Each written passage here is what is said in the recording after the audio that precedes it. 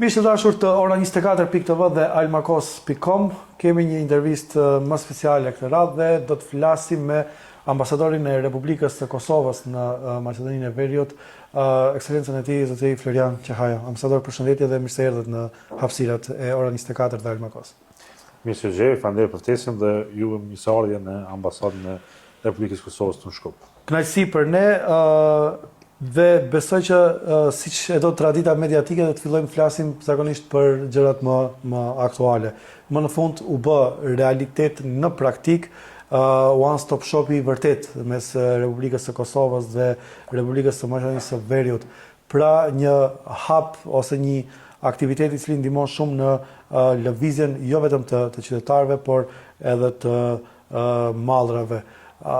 U realizua pas shumë premtimeve, u realizua pas shumë kohësh dhe besoj që këtu keni merita edhe ju. Pse mundej tani të realizohet kaq shpejt dhe nuk është mundur më herët? Po, është vërtet që kjo është një ndër projektet më strategjike që kemi dypolshe mes Republikës së Kosovës dhe Republikës së Maqedonisë së Veriut, për arsye se është në funksion të mobilitetit, funksion të lëvizjes së qytetarëve, dhe në këtë drejtim është punuar mbi 3 vite dhe sidomos në muajt e fundit pas nënshkrimit të protokollit në mbledhjen e 2 qeverive që mbajtën anëtorë në Prishtinë, ka pasur një dinamizim shumë të madh të ekipeve të punës, të ekipeve teknike, të cilët u angazhuan do të thotë në funksion të krijimit të një teknologjie të përbashkët të ndërmjetme të ndërveprimit të komunikimit të informacioneve, ku do të kemi edhe që kemi një sistem mjaft të avancuar të këmbimit të informacioneve dhe të kalimit sipas modelit hyri-hyrje. Do të thotë ne në Kosovë më shumë kemi tendencë ta quajmë modelin hyri-hyrje sepse one stop shop, sepse one stop shop do të thotë mund të implikojë edhe një vend dhe 2 kontrolla, fjala është për një vend dhe 1 kontroll. Dhe këtu siç mund ta keni pa, fjala është për do të thotë kontrollën fizike që bëhet vetëm nga policia e shtetit hyrës.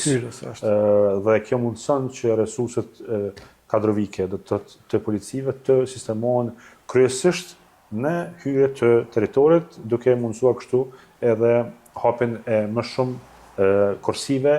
dhe rrjedhimisht do të thotë zvogëlimin e pritjeve gjatë pikut, po edhe do të thotë minimizimin pothuajse shumë të madh të pritjeve në periudha të tjera. Mendojmë që kjo është një koncept shumë i avancuar. Ne kemi një eksperiencë si Kosovë me Shqipërinë. Ky model është tashmë që disa vite funksionon në Morinë, pikalim kufiton Morinë, dhe ne kemi kënaqësinë që tashmë ky projekt është jetësuar mes 2 shteteve tona dhe është e përsërisë në funksion të qytetarëve të 2 shteteve, të cilët vazhdojnë më shumë lëvizjen në masë të madhe këndej dhe andej kufirit. Sipas statistikave tona, diku rreth mes 4 dhe 5 milion qytetarë kanë lëvizur në vitin e fundit, do të ka pasur rritje të konstante të lëvizjeve, përderisa tradicionalisht ka pasur lëvizje më të mëdha në të kaluarën të shtetit të Kosovës në drejtim të Maqedonisë së Veriut dhe tutje. Tashmë kemi një kthem të statistikave ku shumë qytetarë nga Maqedonia e Veriut lëvizin në drejtim të Kosovës dhe tutje, dhe kjo është do të thotë në funksion të do të thotë lëvizjeve më të mëdha të popullatës, të cilët frekuentojnë gastronominë, bizneset, do të thotë spitalet e kështu me radhë, dhe është një kënaqësi që të kemi një produkt apo të kemi një marrëveshje e cila është e prekshme dhe ka fryte për qytetarët tonë. Duke marrë parasysh se të 2 vendet, domethënë një sistem hyrje-hyrje, që është termi më i saktë në këtë rast, mes Kosovës edhe Shqipërisë, sakudo është pak më i kapshëm, flas tash në aspektin në këndvështrime të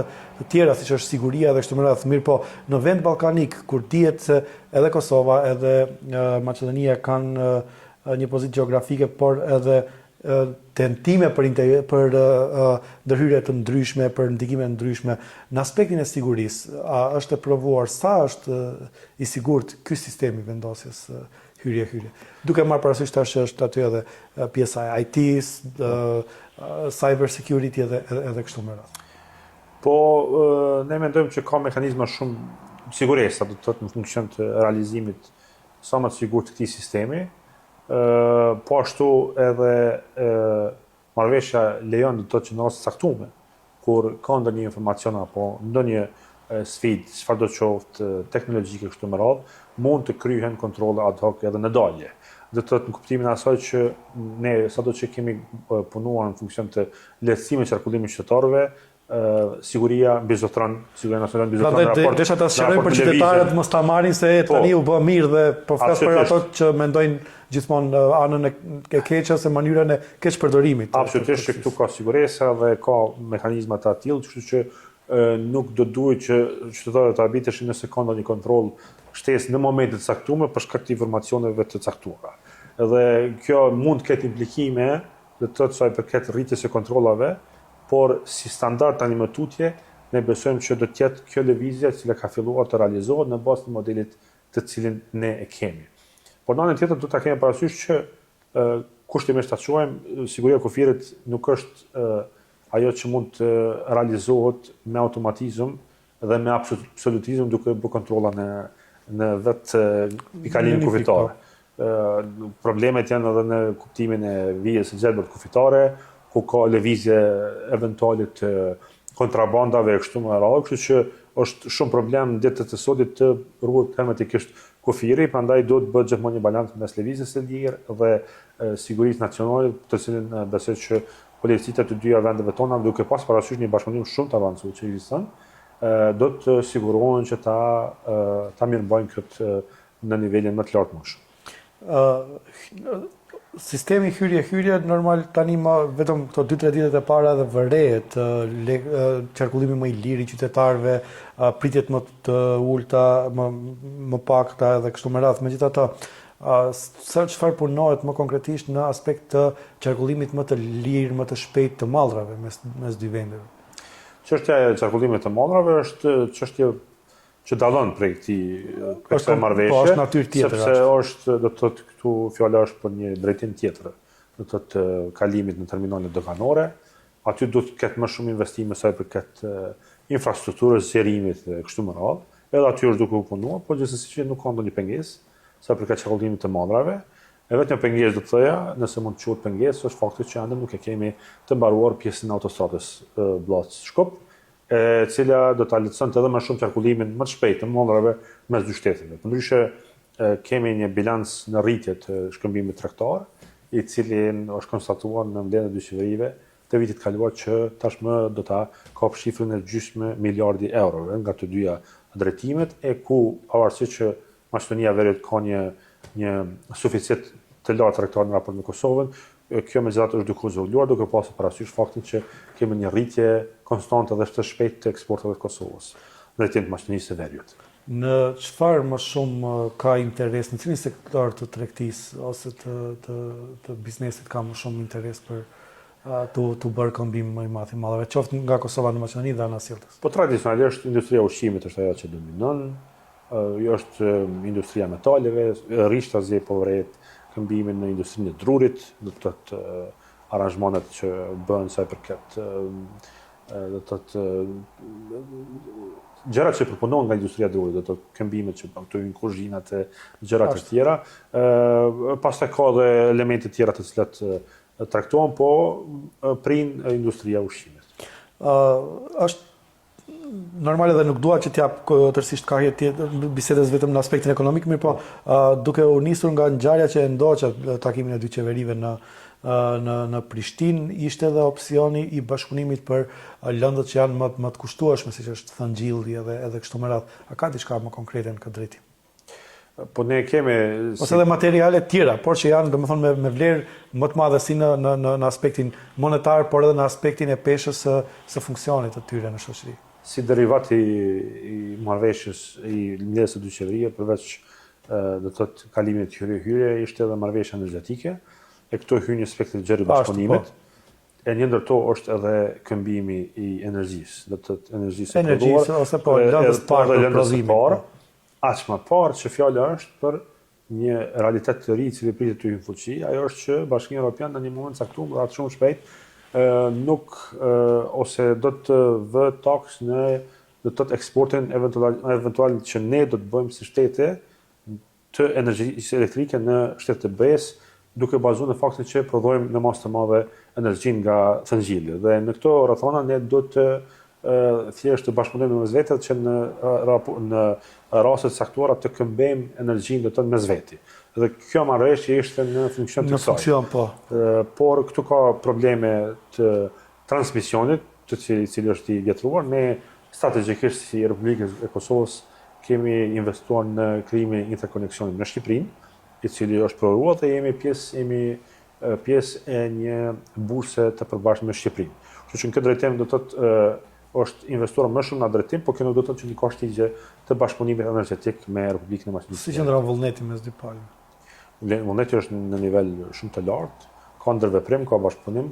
dhe ka punë konkrete në funksion të realizimit të këtyre qëllimeve. E nisëm me Bllacën, mirë po megjithatë Kosova dhe Maqedonia kanë edhe vende tjera, pika tjera kufitare. Domethënë është Jazhinca dhe pjesa në anën e komunës së Likovës. Kur mund t'i kemi, domethënë, sistemin e njëjtë hyrje në këto pika tjera? Marrëveshja për one-stop shop apo hyrje është paraqë të zbatohet në hani Elezet Bllac, e cila ka filluar së zbatuar dhe rreth disa ditëve do të fillojë së zbatuar në pikalimin kufitar Jazhincë Globoqic. Madje aty do të thotë policia e Maqedonisë së Veriut do të dalë në pjesën e Kosovës, ku ne në Bllac kemi dalë në pjesën e Maqedonisë së Veriut. Kështu që marrëveshja se ti do të vlej për këto dy pika, kurse në pikën Belanovc-Stančić në zonën e Likovës dhe Xhilanit, aty edhe ashtu policët janë të sistemuar në të njëjtën kabinë. Aty funksionon sistemi i vjetër, megjithatë për shkak të fluksit jo të madh, nuk ka pas ndonjë implikim, do të thotë se përkat pritjeve dhe do të vijnë ky regjimi ekzistues i kalimit me supozimin që në të ardhmen do të thotë mund të modifikohet marrëveshja dhe të përfshijë edhe atë pikë kufitare. Një projekt tjetër i cili tashmë të paktën deklarativisht po flitet shumë më intensivisht në qeverinë aktuale edhe në zonën ose në bashkinë lokale ku i takon pra në Tetov, është çështja e Prizren-Tetov rrugës. Sipas informacioneve tuaja, por edhe sipas angazhimit që konkretisht merreni me këtë çështje, kur mund të kemi një realizim të plotë kësaj rruge dhe si qëndron po ashtu aktiviteti në të dy palët? Po ne realisht nga pjesa e Kosovës është avancuar dukshëm do të thotë shtrimi i trasesë deri te aty ku supozohet që do të jetë tuneli I përbashkët që do të lidhë Tetovën me Prizrenin. Ne mendojmë që në brenda këtij viti pjesa e Kosovës do të takojnë anën e do të thotë ndërtimin e magjistrales, kurse në pjesën e Maqedonisë ka pak më shumë punë, por gjithsesi që ka lëvizje pozitive në atë drejtim. Ajo që do të bëhet dhe që mendojmë që do të punohet më shumë është që të intensifikohen punimet për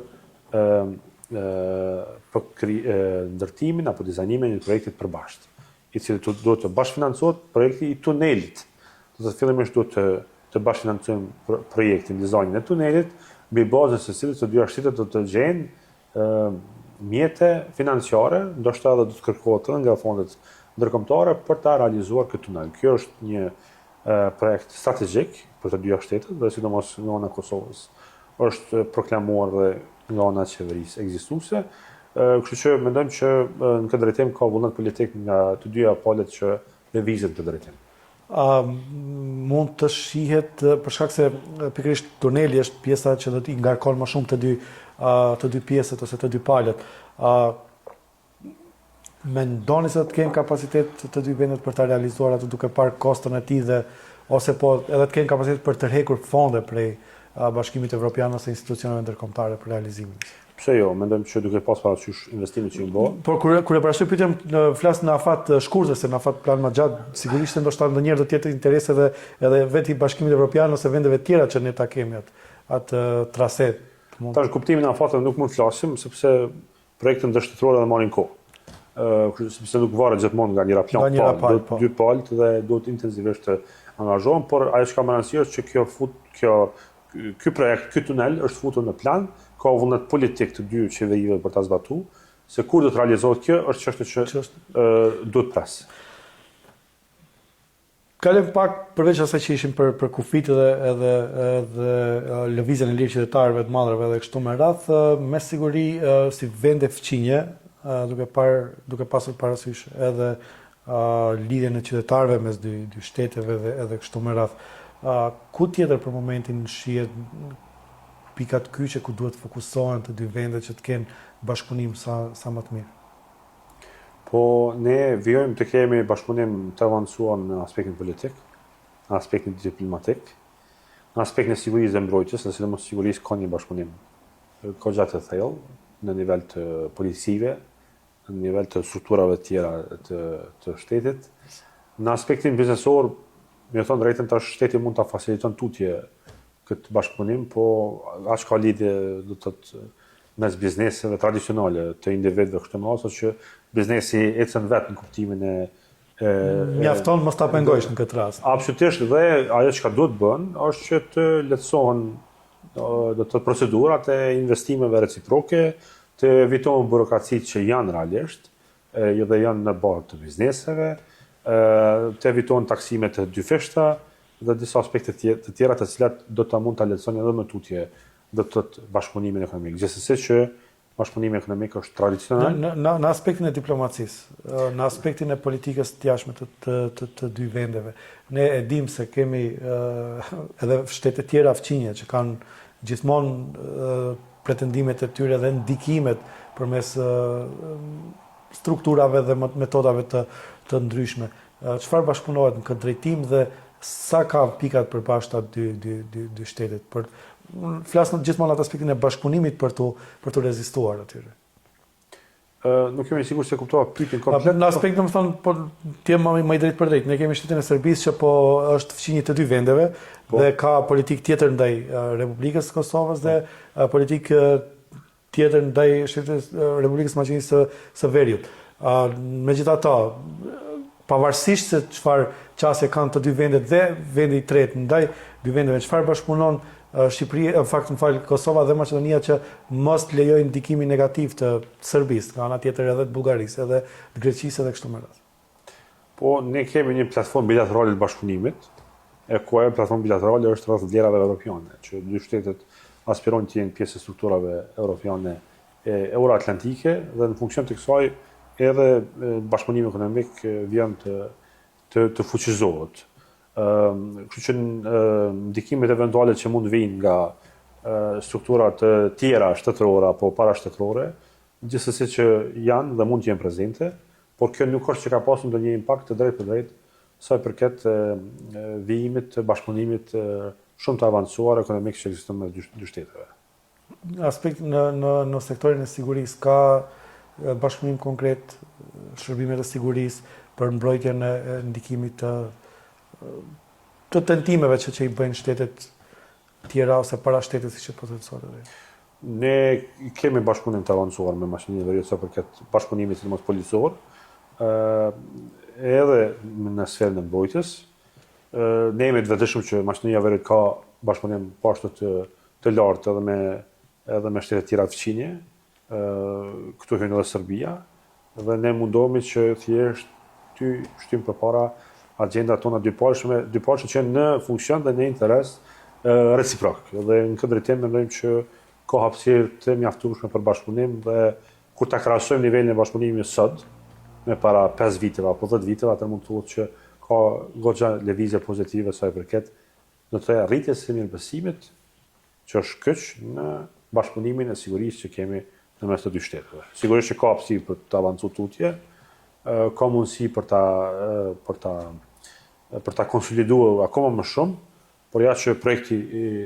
pikalimit përbashkët është pikërisht është një tregues në këtë drejtim. Tua të flas pak rreth asaj se si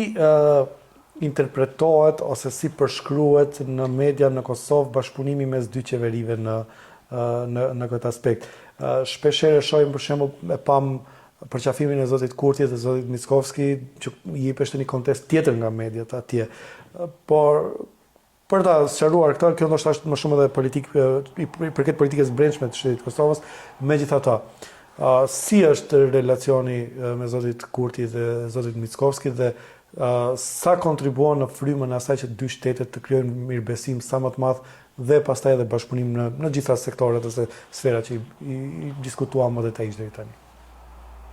Po interesi i Kosovës është që të vijnë bashkëpunime bilateral dhe të vijojnë bashkëpunime në nivel rajonal, ashtu do të them, Edhe sigurisht që për shkak të arritjes së qëllimeve strategjike, ne duhet të ngrisim tutje në nivelin e bashkëpunimit, pavarësisht se si mund të portretizohet kjo qëllimi është që të avancohen dhe të arrihen qëllimet do të thotë strategjike. Kështu që do të thotë bashkëpunimi edhe në nivel të kryeministrave, komunikimi që është i shëndosh dhe në frymen e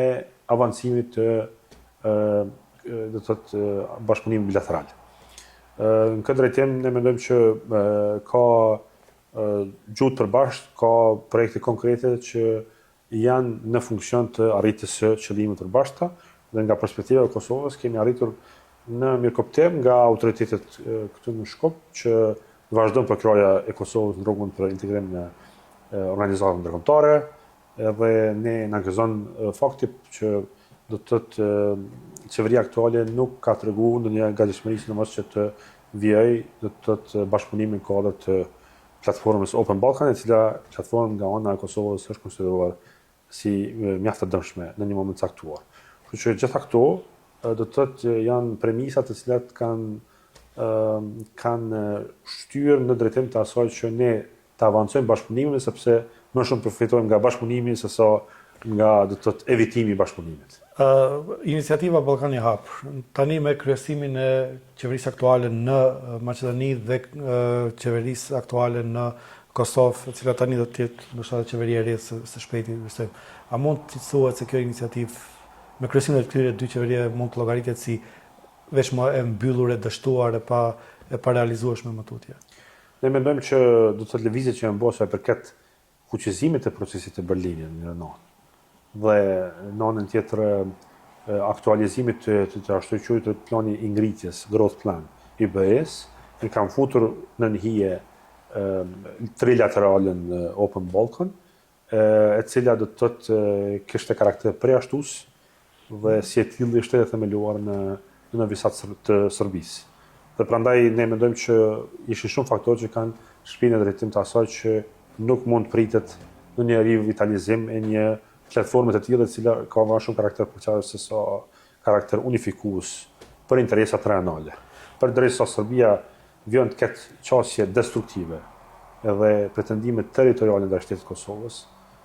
duke u bazuar në veprimet dhe jo vetëm që i bën me aksione diverzante terroriste në Banjska dhe atë në Iberlepens, sistemi Iberlepens, ne nuk mund të avancojmë apo të llogarisim në bashkëpunime të tilla në platforma ku ata në njërin anë ja bojnë tek atje një kuti se po bashkëpunojnë nivel rajonal, po në anën tjetër bëjnë sabotim. Kështu që çështja e bashkëpunimeve rajonale është mjaft komplekse përderisa Serbia vjen të mos e njeh realitetin dhe as më shumë vjen të sabotojë në masë të madhe shtetin e Kosovës. A mundet të kenë ndonjë iniciativë shtetet e Ballkanit ku do të mund të domethënë duke pasur parasysh jo iniciativën e llojit Ballkanit të Hapur ku favorizon vetëm dikën dhe dikën tjetër e përjashton ose po bëhet për syfaqe për që dikush t'i arsyeton disa veprime të tij, por në çfarë fryme dhe kur ose si mund të shihet ose të ketë një iniciativë të bashkëpunimit rajonal ballkanik. Dhe këtë pyetje po a bëj, po kërkoj një mendim tuaj sepse e di që jeni tepër aktiv në diplomacia dhe në rregull, me këto veprimet e fundit po shihet që keni sukses. Tash pa dashur to a bëj çefin drejt për drejt, por të paktën në raport Maqedoni Kosovë, aktiviteti juaj ka rezultuar me fryte. Po nuk është qëllimi tash të thjesht të krijojmë platforma të reja. Qëllimi është që të investojmë në platforma ku jemi të gjithë të barabartë, ku ka ndërmjetësim të aktorëve që ne synojmë të jemi pjesë, siç është Bashkimi Evropian, Shtetet e Bashkuara të Amerikës. Dhe ne prej fillimit kemi thënë si Kosovë që do të investojmë në platformat ku janë gjithëpërfshirëse sikurse procesi i Berlinit apo tashmë procesi i ngritjes. Dhe ne mendojmë që në kuadër të këtyre platformave ne të avancojmë bashkëpunimin rajonal krahas investimeve që bëjmë në bashkëpunime bilaterale. Dhe këtu me Maqedoninë e Veriut po flasim sidomos për projekte të cilat janë do të thotë të karakterit strategjik dypalësh. Sikurse kjo e pikalimet përpara kufitore, por që ne presim që të ketë do të thotë lëvizje konkrete, sidomos në ndërlidhje dhe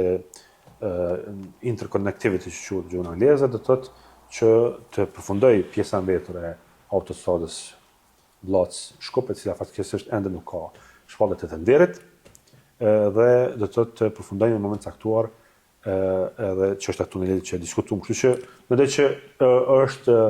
mozaiku është shumë e kompleks, po gjithsesi që gjitha këto punë që bën janë në funksion të dhënave të mirë të qytetarëve si përfituesit final të gjitha këtyre investimeve që bën. Në aspektin e sigurisë, duke pasur parasysh që Maqedonia është më vend anëtar i NATO-s, dhe kjo do të jetë pyetja e fundit për këtë pjesë, pastaj do të kaloj pak një temë tjetër. Sa në këtë drejtim ka bashkëpunim të drejtë për drejtë, po flas gjithmonë me Republikën e Maqedonisë së Veriut si anëtare e NATO-s. Ne kemi bashkëpunim shumë të avancuar me të nivel të ministrive të punëve të jashtme, nivel të misioneve diplomatike, po ashtu kohëkum ne kemi edhe nivel të ministrive të mbrojtjes. Maqedonia e Veriut ka transmetuar pozicionin e saj që përkrah do të aspirat në Kosovës për integrim në NATO dhe ka transmetuar këtë në forma dhe në mënyra të ndryshme dhe mbi të gjitha ne vlerësojmë kontributin e Maqedonisë së Veriut me një kontingjent në nivel Togo, nëse s'gaboj, në nivel kompanie, në kuadër të KFOR-it, e cila është në funksion të ruajtjes së paqes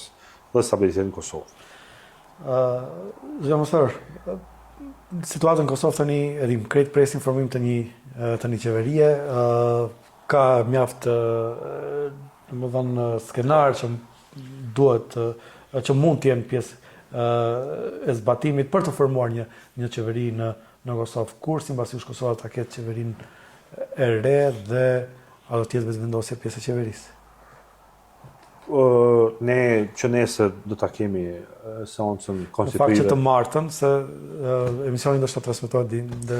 që nga data 15 prill do të pahet seanca konstitutive e Kuvendit, e cila konsiderohet që do të jetë piknisja e krijimit të institucioneve të reja për kaqësisë përbërës së re të Kuvendit të Republikës Kosovës dhe shpresojmë që brenda një kohë shumë shkurtër do të kemi qeverinë e re të Kosovës. Do të ketë një qeveri stabile? Është duke punuar në funksion të krijimit të një qeverie stabile, e cila do t'i përgjigjet rrethonave dhe sfidave të reja të Kosovës. Duke pasur parasysh zhvillimin ndërkombëtar të ndryshimet në nivel global të qasjeve politike edhe kështu me radhë, çfarë pozite ndodhet Kosova në këtë aspekt? Po sigurisht që zhvillimet globale që janë përderisa kanë implikime goxha të mëdha për shtetet që konsolidume, zhvillume, ajo me do mos ka edhe implikime edhe në Kosovë. Dhe në përgjigje të kësaj, sidomos është investuar mjaft shumë sidomos në ngritjen e kapaciteteve të mbrojtjes, ku vitet e fundit ka pasur dhe të lëvizje shumë pozitive dhe mjaft të mëdha për kapacitetet tona në raport me të kaluarën, sepse kjo ka qenë përgjigje e rrethonave të kohës dhe në kuptimin diplomatik dhe të politikës jashtme, jo vetëm qeveria, po gjithandej ka një kohezion shoqëror dhe bipartizan të spektrit të gjerë politikë në Kosovë, se duhet të jemi unik, që në raport me Serbinë flasim me një zë dhe në funksion të kësaj të kemi partneritete të vazhdueshme me shtetet të cilat tradicionalisht e përkrajnë Kosovën. Një, siç e keni pa, ka pasur lëvizje pozitive tashmë në politikën jashtme, ku kemi marrë dy njohje të rëndësishme nga dy shtete të fuqishme të Afrikës dhe ky trend do të vijë ditëve në vijim. Dhe mbi gjitha ne presim që në javët e ardhshme dhe shpresojmë me formimin e qeverisë së re të lëvizet sa i përket përfundimit apo kurorëzimit të procesit të antarësimit të Kosovës në Këshillin e Evropës.